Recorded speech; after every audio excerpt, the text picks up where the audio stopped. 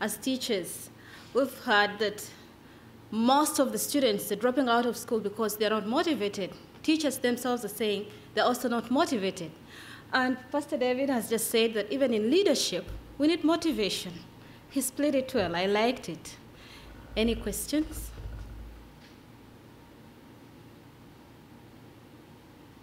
Okay.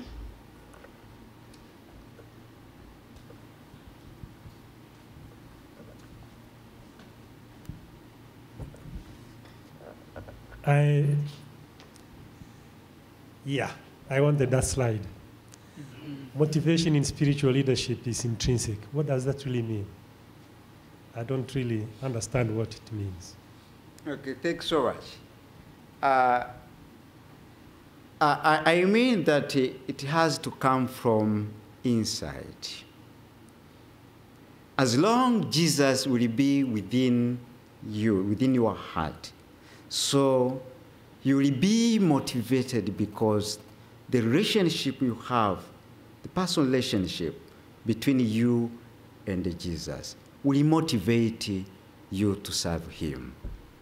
Should not come outside. Outside, that's how we look, the material things, money, and other things. But if it comes inside, because of Jesus, because we reach at the time even we will not receive the salary, but still will serve the Lord.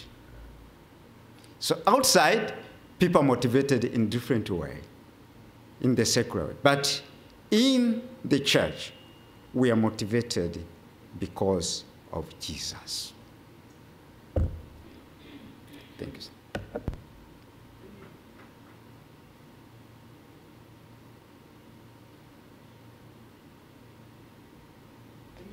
Let me follow up just slightly.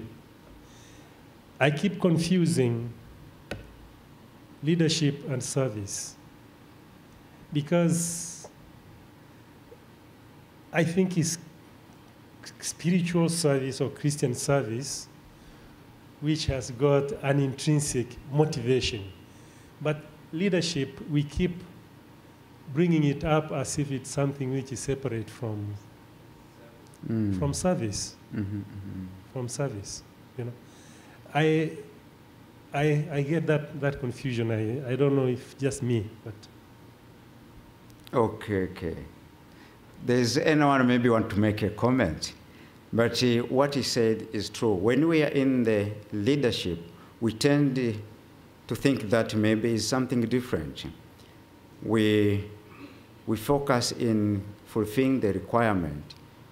Yes, that's true, but as I said before, should come first from your heart to serve the Lord. Yeah, when we are a leader, we are serving the Lord. For me, I can say we are still serving the Lord, but should he come inside? If there's anyone who wants to make clarification, you're welcome.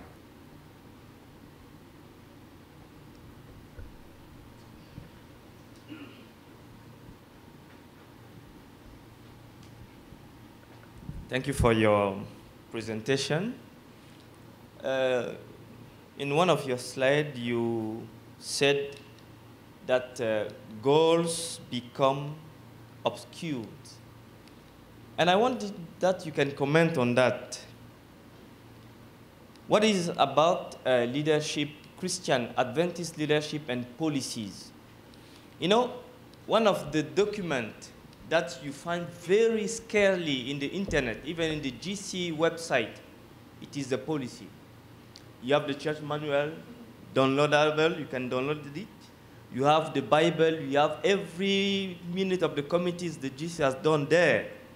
But one day I wanted to search for a policy.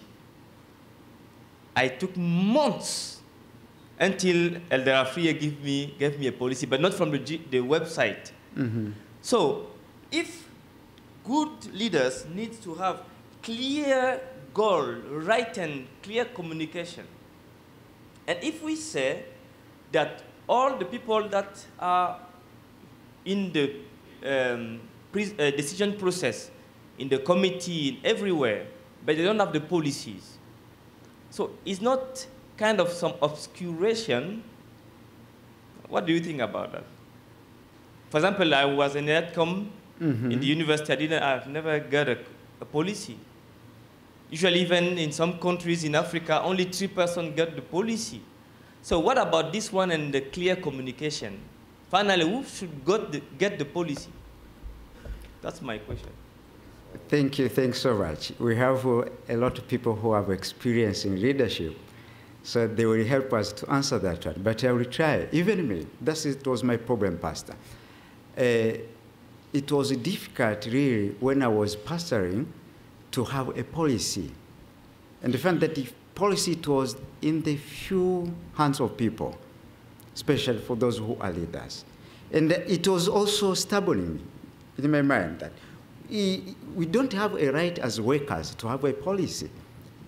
I think maybe is the one way people to protect themselves. They are worried that maybe if people they will read the policy, they will come up with a lot of things which will disturb us.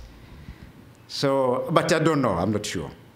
But for me, I see that is the right, I think, for every workers to have a policy. Even not only the policy, even the church manual.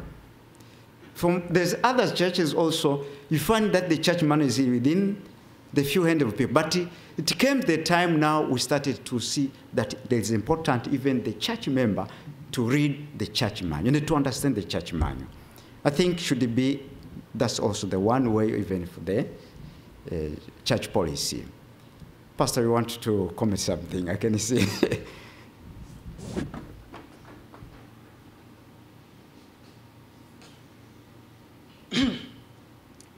I entered the church work when I was 19. And I reasoned, that time I reasoned like you are reasoning. I may say that even if you wanted the policy to be the president, the secretary, and the treasurer, I question as you are questioning. But as I grew up, went through the church, and began to climb to go into offices, I started getting the policy to read. And I, who was complaining that I was not getting it, another group like you also began to say, yeah, we are also not getting it. At that particular time, the point was, I come from Ghana, printing the thing, printing the policy was expensive. And so it was Division which was printing it for us from UK. And I know that the French people, you were also linked to other France or somewhere. And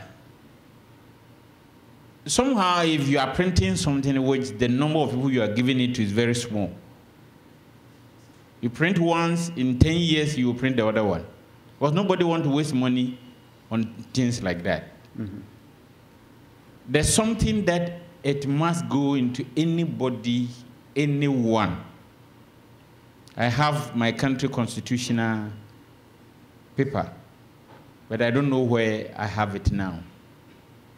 It was done by a group of people, and that is the one the government is using. If I want to quote it, I must have it. It is my duty to search for it. You can't tell the government that give me the constitution. You ask for it, or you go where you can buy it and use it. You don't use what it is your prerogative to search for it and get it to accuse the one who is handling the thing.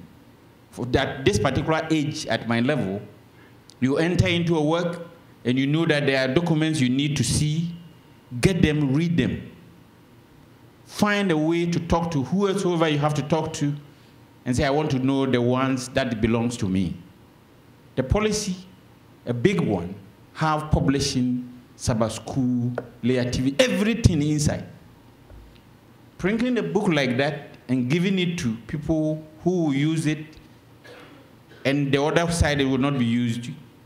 That one is also something that I think we have to look at it. The point I'm trying to raise is that at this stage that all of us in this room will know where to search for. We are being trained here. to know where to search for information and write the books. This one you wrote, where you search for to get all the sources, nobody knows. Who told you that it was there? Go for it. Because of your topic.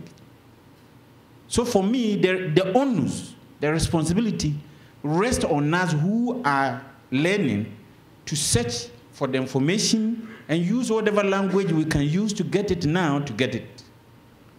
We should not use it to mean that administrators are not doing what they are supposed to do. Okay, the onus is on us to search for information. As at now, I know there are some divisions like mine which is producing the thing every 5 years. When we have made recommendations and we have changed the policy, they produce it one in bulk and send it into every union, every school. If you are in an institution like Dr. Anani, he better goes to the library, he'll get one. If you want to make a photocopy, it is not done, but we do it in Philippines. So when you go home, you must get one and do a photocopy. For me, the access to information is rest on me, as at now. And so I think that I know I'm creating a sensation, but I think the onus is on individual to search for information. I just want to add something to what Pastor Afriye said. I had a different experience when I started working for the church. The first day I received my letter, I've got a copy of the police. But when I went to the treasurer office and I was carrying my, we call it back home, the Torah. when he saw the policy in my hand, where did you get this?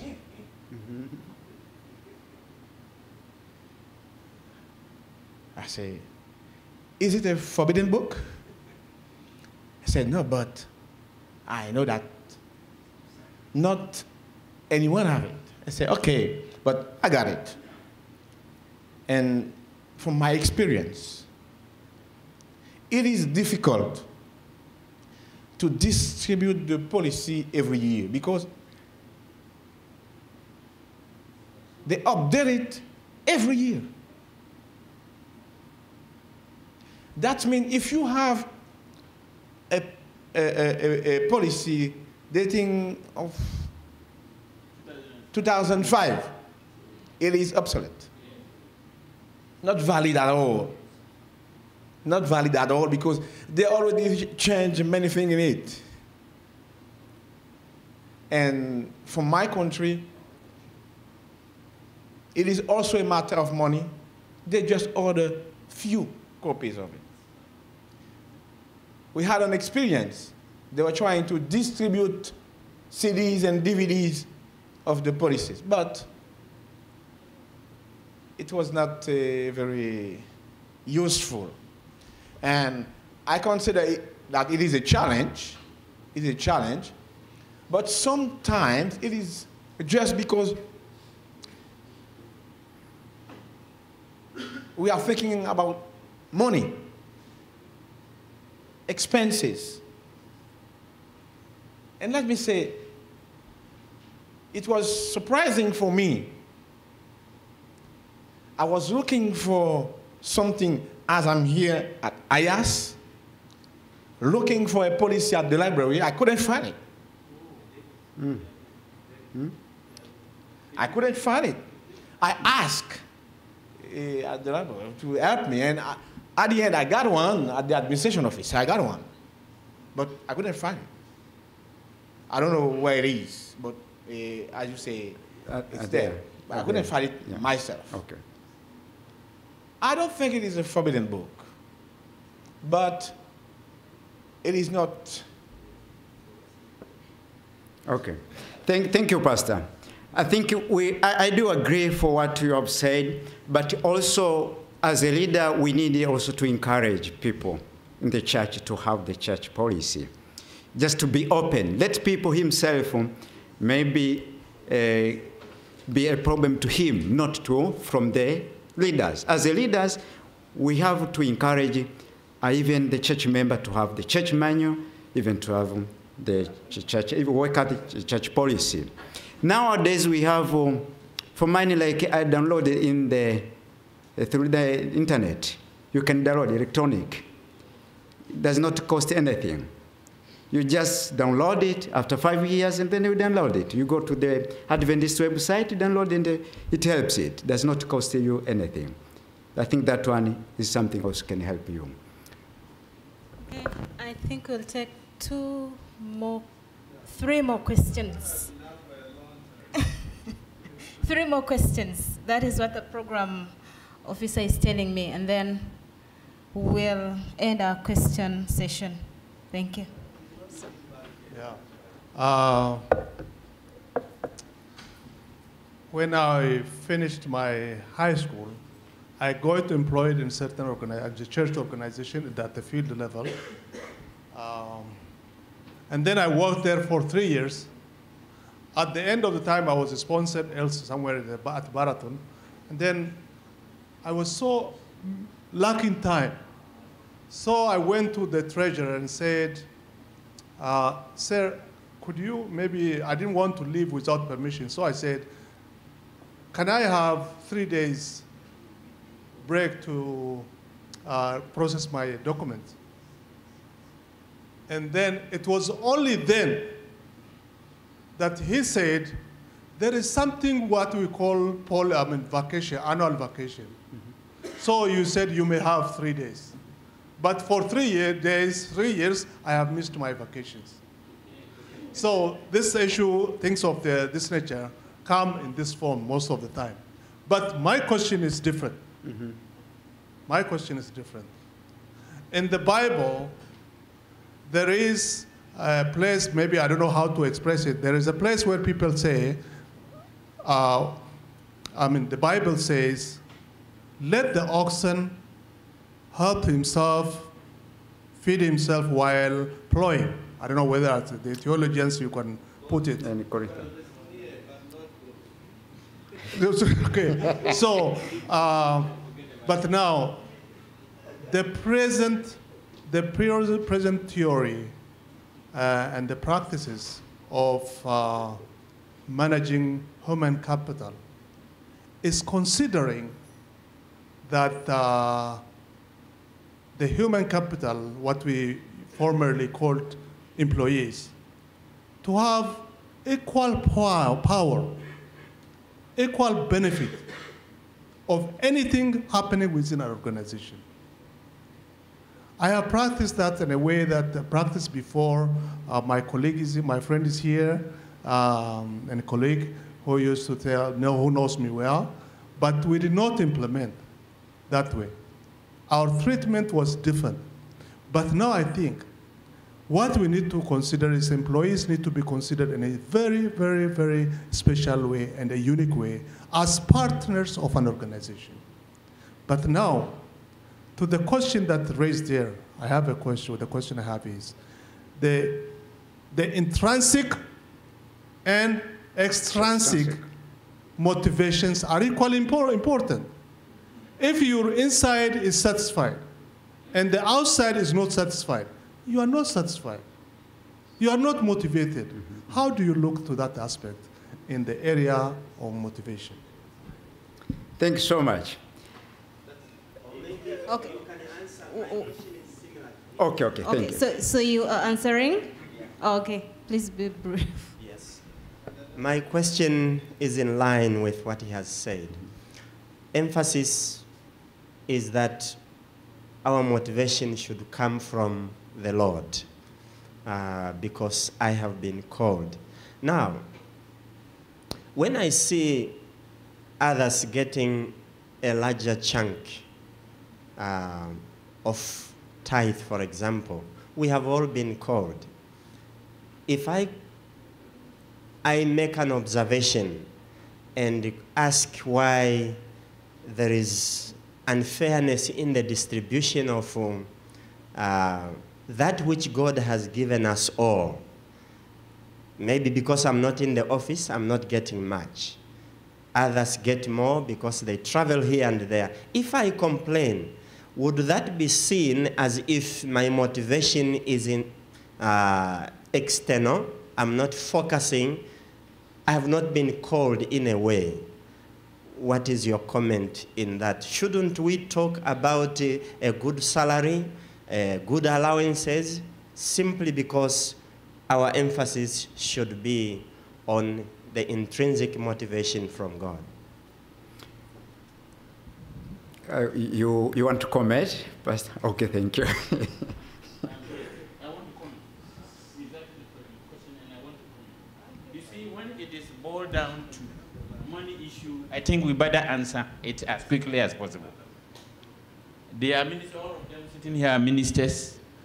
I am part two ways, money and that one, and I have to answer their questions.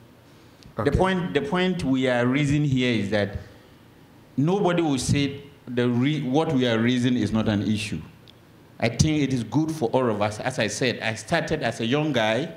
I complain as some people are complaining.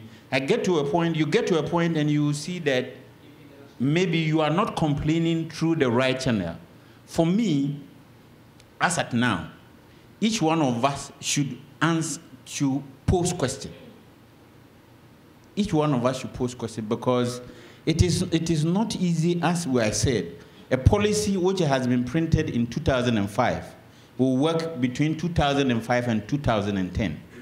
During that year, if he is an officer, he will send reports to the division for them to renew the policy and then print a new one. So by the time that new 2010 policy is coming, there are some things that has changed.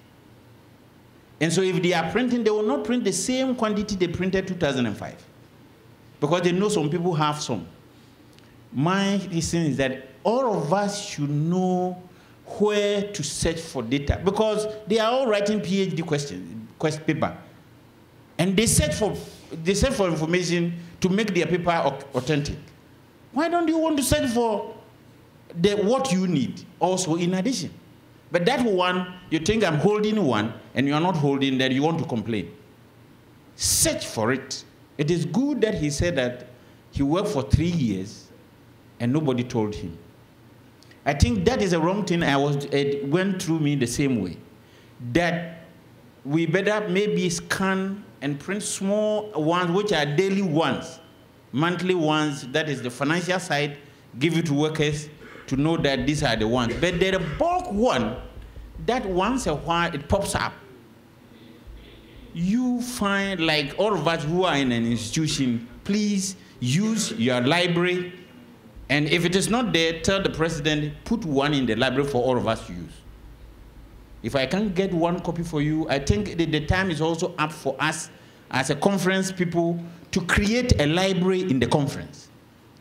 And put some of the information we cannot publish for every worker there, that when you come from the district and you come into the office, go to the library and read. I was very happy when I went to the SSD to find that there is a library there because the information I'm searching for is not here. So I think let us pick it from that particular angle and do whatever we can to help administrators to do what will help all of us, than to think that who is there now is doing the wrong thing. When you come, you do the same thing. Because it might not come into your mind. So long as you are the one outside, create a situation for that information to be centered somewhere that everybody who would like to question can find out. Because I don't think it is a black book. It is not a black book. Though GC printed it black, but it's not a black book. It is a good book for us to use. Thank you, Pastor. Yeah, I was one trying to answer these two questions. Thank you, Pastor, for good comment. As you follow my presentation, I say that the love of Jesus should be a primary motivation. I don't mean that all others factors of motivation, we should not consider it. We have to consider it. We need, that's why I said even the Paul, Those who are working in gospel should eat from where? From gospel. This is to meet our basic need, but it's not our primary goal of motivation. That's a supporting means for our life so that we can continue to serve the Lord. Because we need to eat. We need the clothes. We need the shelter. So these are basic. Also, we need the medical and other things, medical service. These are basic things. But primary goal in leadership is not that one. It's not material things. It's the love of Jesus. If I don't misquote the Patrick, he left the big business there. He came here to serve the Lord. If you could need the money, he could remain there. But it was the love of all of us here, I think. We know outside there's a green pastures. If we are looking at the money, or material things, we should be there. But what brought us here? The love of Jesus. No matter that what we are receiving is not really enough compared to others receiving outside. But as long as I know that I'm serving the Lord, and the great reward, that day when Jesus will come. Amen. Now, my question, we are still on the issue of policy. In fact, it will not go away. What is happening is that we want our administrators to be a little bit progressive. You are always bringing in new people, new workers. Many don't even know what is the policy about. What is it? In fact, I had a very tenuous problem with my officers because for several years in the ministry, I didn't even know there existed a policy. What we are pleading with you all is that when you take on a new person, make available to the individual these items. They are sine qua non. You cannot do without them. Immediately you employ the person, get him minister's manual, if the individual is in the ministry, a minister's manual, church manual. I mean, this shouldn't cost anything to you because when the individual is well informed, he's going to deliver. But to hide these things there and then let the individual look for them from where? He doesn't even know something exists like that. Please, this is called administrative ineptitude. And we should learn to get these things working, my brother. Thank you. Thank you so much. Adding on top of that, also, for clarifying the question of Simatele, there is no need, there's no, what can I say, the bad things for workers also to ask some benefit. If you can see that, why don't I get this one, other they are getting? No problem for that. If fund is available, he's supposed to get it. I think the policy, that's how it's stating. But if a fund is not available, but sometimes fund is available, but the leaders, they keep for themselves. And also the workers, they have the eyes. They know that this time the situation financial is good. But these people, they are not giving us equal.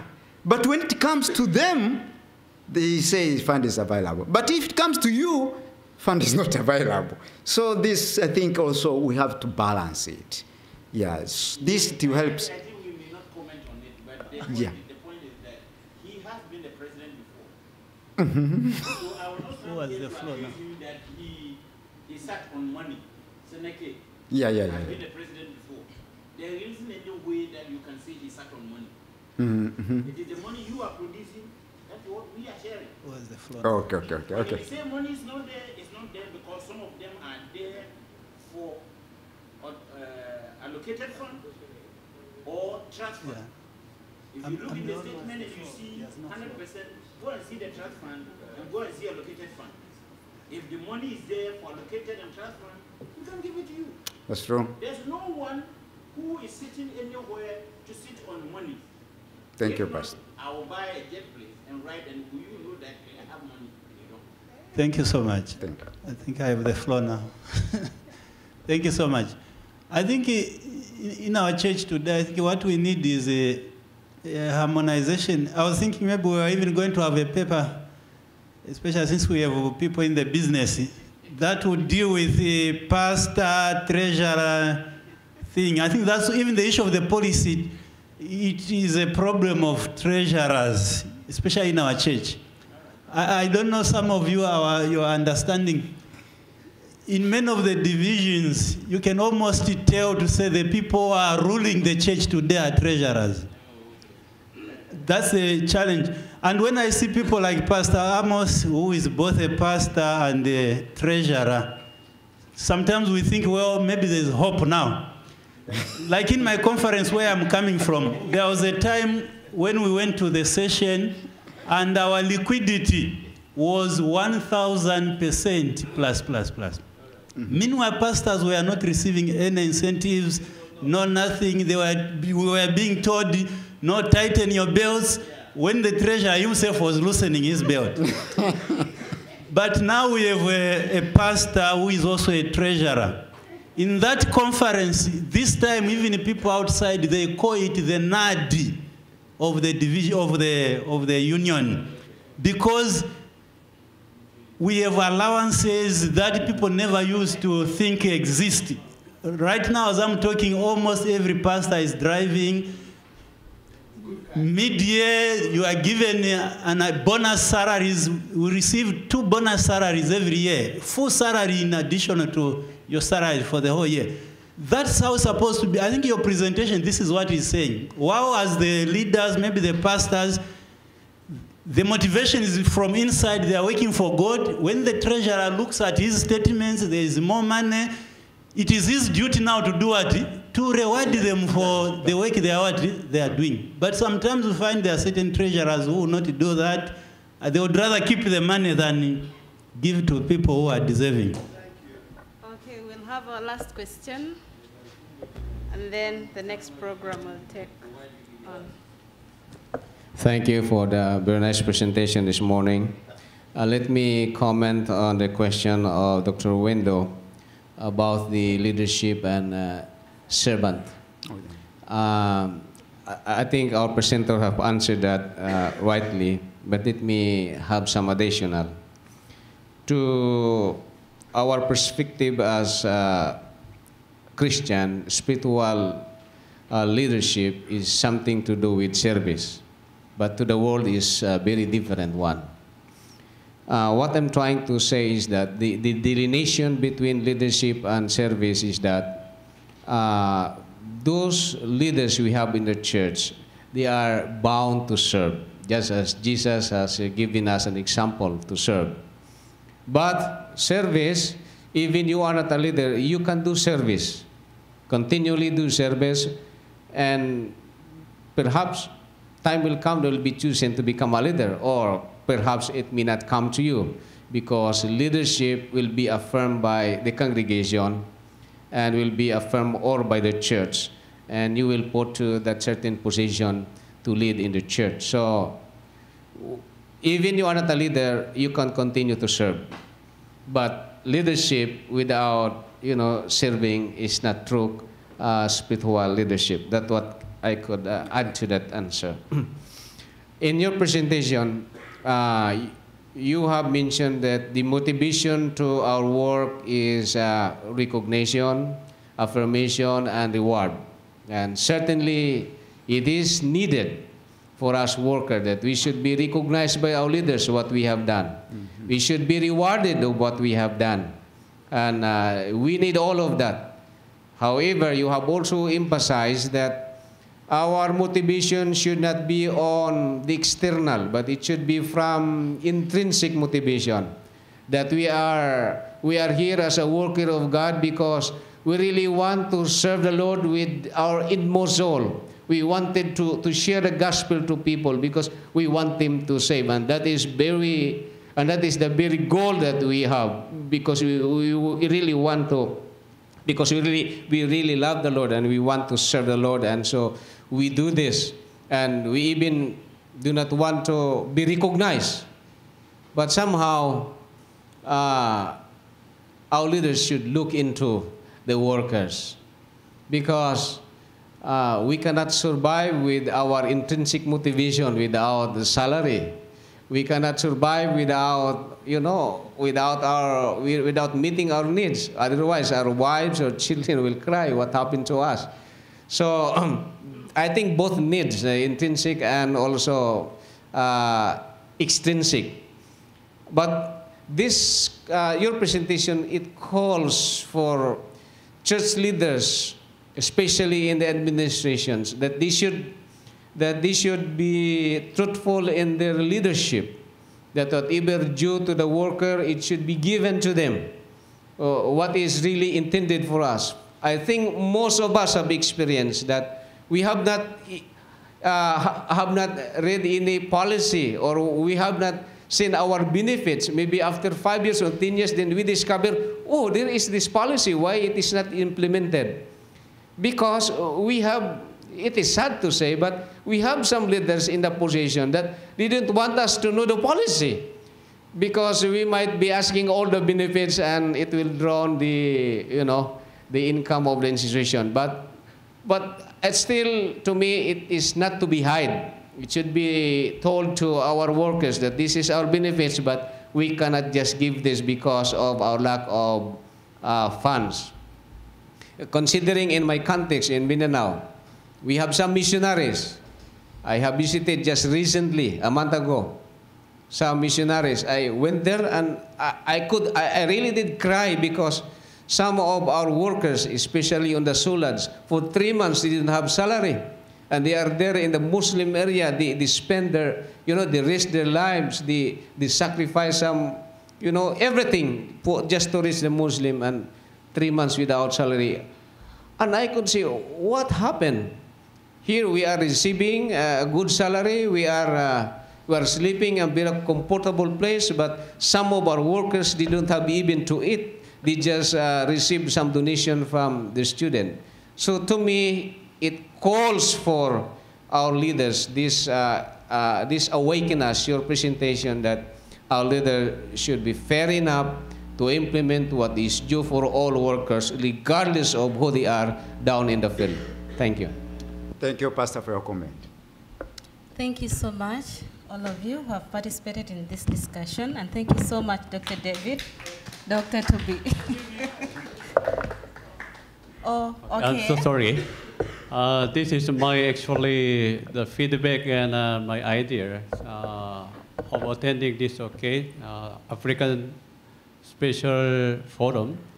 Even I am ASEAN student, but I really interested in this forum. But I still have 3 questions in my mind. How can a spiritual leadership contribute to church growth?